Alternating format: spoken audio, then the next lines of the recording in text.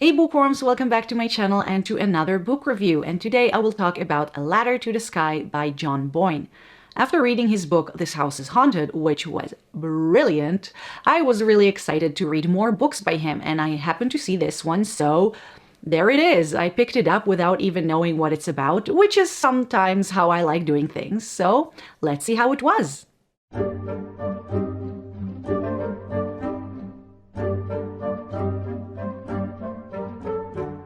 Ladder to the Sky follows Maurice Swift from the 80s to around the early 2000s. Maurice is a handsome, ambitious young man who has one goal in life: to become a famous, recognized, published author.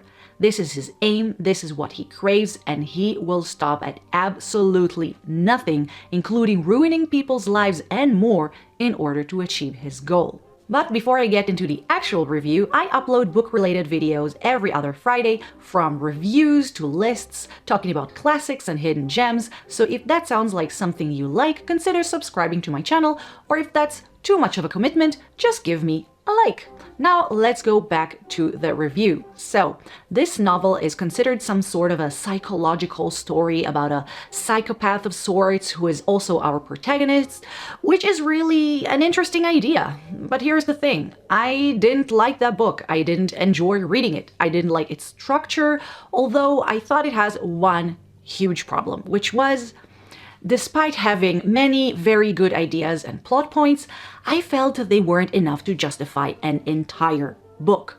I did like the ending though, and the full circle the book comes to eventually, so if you start reading it and feel like me, know that there is what to look forward to. But let's give Ladder to the Sky credit though. It is rather unique and very clever at times, and I don't want to get into more details as to why, because I feel like a little bit of more information about the plot will end up spoiling some twists and turns, but basically the entire book is divided into 5 parts, each told from a different point of view, and 4 of them are not Maurice's. I felt it was a really interesting choice because basically this book is about a man who really wants to be someone and is doing so on the backs of other people. And the book kind of punishes him by saying, see, you are the main character, but it's not your story, it's theirs.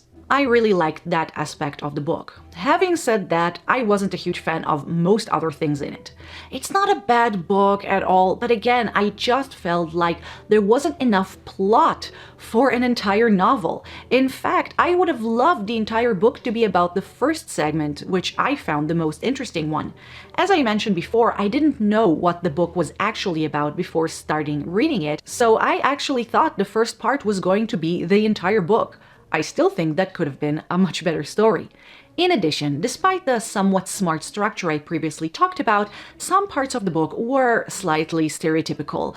Most of the characters felt the same. For example, Maurice finds himself often surrounded by older gay men who really like him, and pretty much every single one of them is the same stereotypical old cynical queen. Even the characters with a different personality will still feel the same due to all of them having some very strong and defined worldview. I hope that makes sense.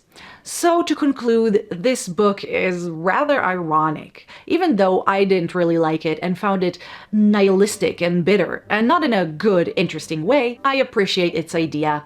I don't know if it being so meta was on purpose or not, but nonetheless, it was rather clever. For example, many of the book's characters are writers and they discuss books. Many of them would critique other works, using exactly the same words I would use to describe this book. I really wonder if that was on purpose. But basically, this is a very interesting character study about a man who will leave a trail of destruction in his quest for fame and acknowledgement. A very talented writer who can write very nicely but have difficulties finding plot lines. And ironically, this is a very nicely written, somewhat plotless book. Clever or useless? I will let you tell me what you think. And that, guys, was my review on A Ladder to the Sky by John Boyne. Thank you very much for watching. I hope you enjoyed this video, and if you did, don't forget to click the like button, share this video to all your fancy schmancy friends who dream of fame, and write in the comment section what is your favorite meta book. Guys, thanks again for watching, and I will see you on my next video. Bye bye.